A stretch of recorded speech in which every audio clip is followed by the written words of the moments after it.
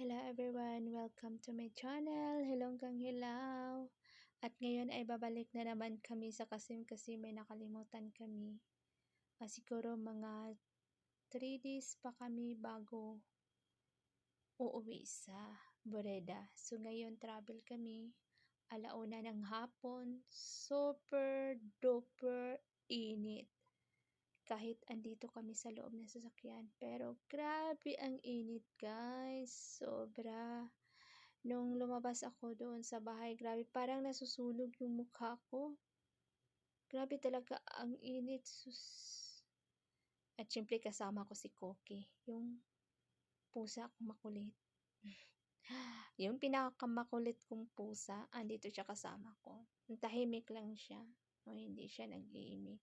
Siguro nainitan, pero nag-i-aircon naman kami. Pero tahimik lang siya.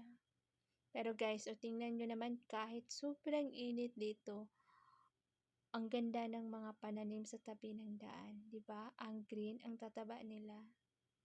May mga maintenance dyan guys, kaya ganyan. Ganyan katataba yung mga pananim sa tabing daan. Ayan, ang ganda, no? Thank you for watching.